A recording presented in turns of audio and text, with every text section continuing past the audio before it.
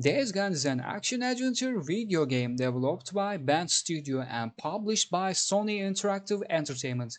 The game was released for the PlayStation 4 in April 2019 and for Windows on May 2021.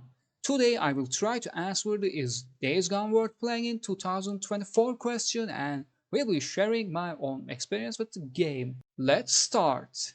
The story and storytelling of this game are quite realistic, well written on most parts, sometimes annoying and sometimes quite enjoyable.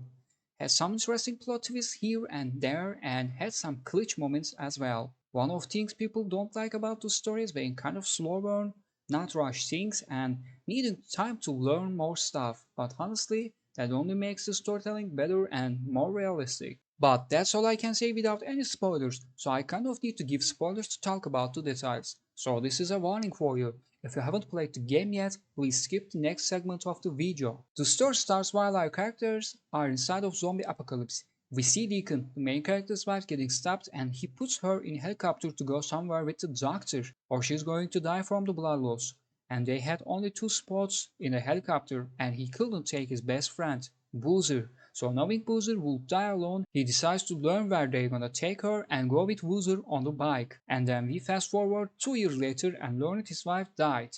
They didn't show anything and honestly it was a bit weird choice. Later with the quiz, they show what fully happened that night. And even before, how Deacon and his wife Sarah meet each other, how their relationship starting to bloom into love and then marriage, etc. Meanwhile, we are remembering the past in the correct timeline. Story had different branches. There was not just one main story focus. For example, like Boozer's arm getting burned by Reapers and trying to save his arm, and then he losing his arm and trying to save his life.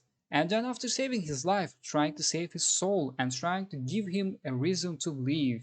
Then destroying Reaper's territory, killing their leader who is a guy Deacon knowing from the past life. Or how Deacon can't accept the loss of his wife since he never saw her die, can't forgive himself for letting her go like that night.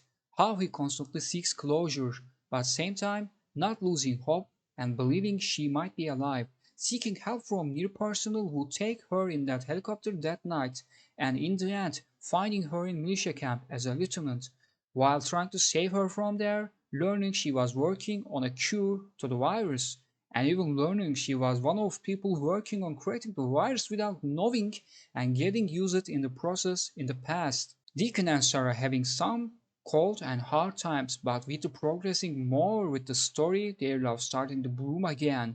Mr. Connor being batshit crazy, trying to destroy everyone aside from him, stopping him, becoming kind of leader in front of eyes of most people, an ending story while riding his bike, while his wife holding him from back and smiling.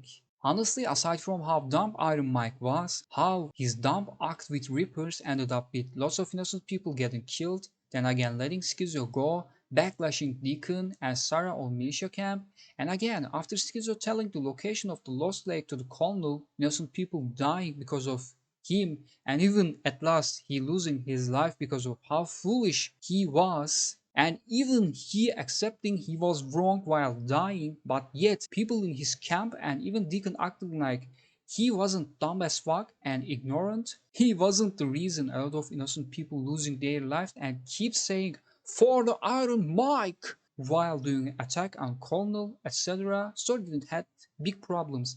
And even problems we are kind of realistic. Because in zombie apocalypse and world full of hate and violence, guy like Iron Mike being exist wasn't that surprising. An ignorant old guy trying to fix problems without violence, even though those problems can't be fixed without violence. He was dumb and wrong for sure, but his existence in the story was realistic. And Deacon and Sarah not staying in Chamult Community College and going back to militia camp was not making enough sense as well. Story details and storytelling were good and ending was satisfying enough. Considering how long the game was and how story works, I wasn't waiting they answer all questions. So I can say they did their job good enough with the game and leave some content like how they gonna fix zombie problem etc. to the second game. Second game maybe we will never see thanks to PS4 release and backlash the game got.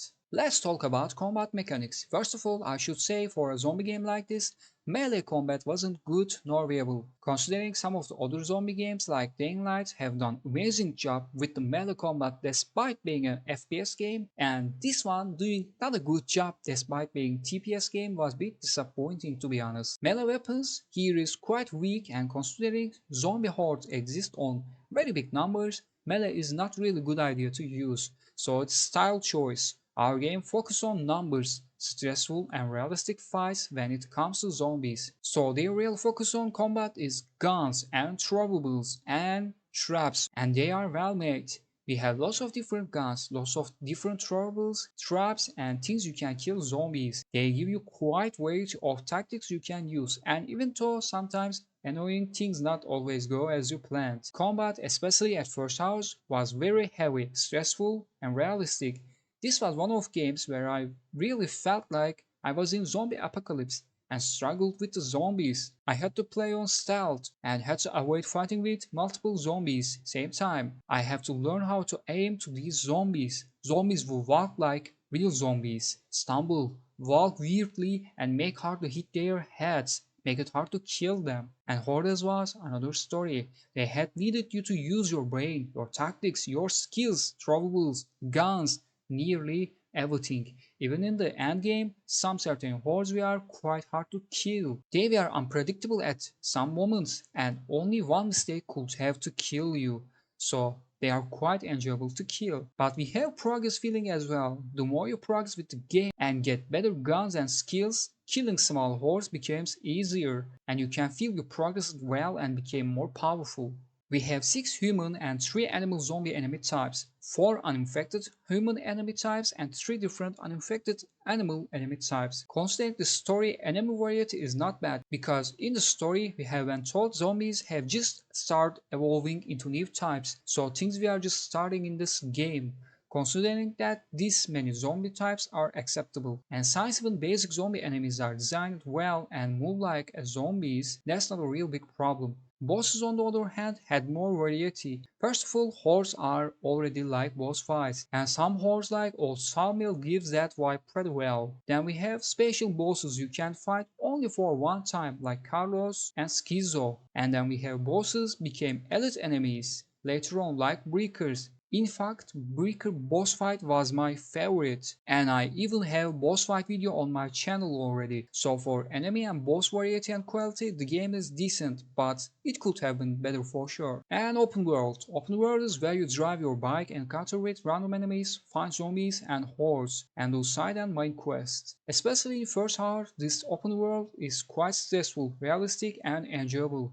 Having hard time to find yourself, fuel, try to sneaky while fighting with zombies and not try to attract more zombies, and progress with the game while being cautious in open world is quite enjoyable. There are random events like kidnapped people can be saved from enemies and sent to camps to earn their trust, or getting ambushed by enemies with ropes can destroy your bike, or snipers shooting you from afar, or finding out some deers you can hunt, etc. These are shown with question mark on your map, and they make the open world kind of feel alive. But honestly, my favorite open world event was the one happening in Iron Mike camp. A guy with guitar sitting on the bench and singing songs while playing his guitar. I found this open world random event really refreshing and made me feel like the world is alive. Quite a small touch but effective for sure. Along with these, driving your bike is another great part about this game. Your bike is fully customizable with lots of different visual and performance options.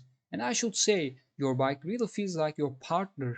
Driving around, customizing like you want, riding to new journeys with it is really enjoyable. And gamer Mad Max Magnum Opus vibes for sure. Aside from all of these, we have camps as well. Camps you can customize your bike, buy supplies, weapons, do quests, earn cash, and their trust along with interesting characters camps have. And open world design changes depends on your story progress was quite interesting as well. So long story short, open world is quite well made with all the sides I talk about and maybe more. Songs in this game have been great. My favorite was Soldier's Eyes, and I sometimes find myself just listening to music and not playing the game when music starts while playing the game. Visually, the game looks great. Even today, it's one of most good looking games I have played. along with the quite good optimization, and aside from small bugs here and there, like NPCs sometimes taking some time to load, etc., I face it no problems at all. Pros: the story has ups and downs, but it's well written and realistic. Combat is quite realistic, stressful, fitting for zombie game, and enjoyable. Zombie AI is quite good and makes it harder to kill them. Open world is well designed.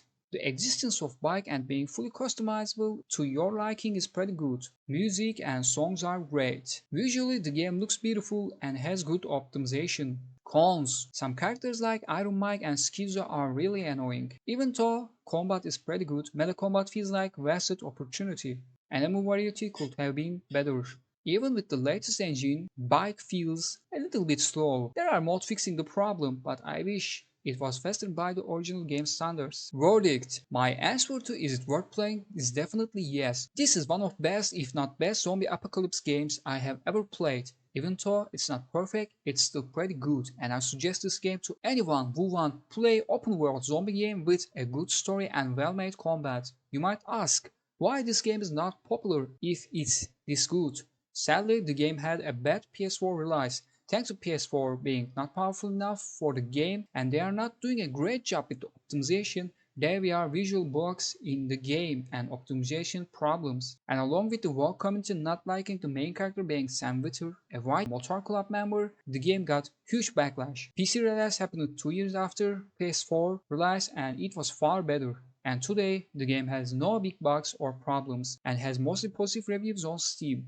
But thanks to that backlash happened at first release, the game never got popular enough, and probably we will never see Days Gone 2. It's a big shame though, because the game is good, and I bet with the groundwork put with the Days Gone, second game will be far better. We don't have so much hope for it, but I still hope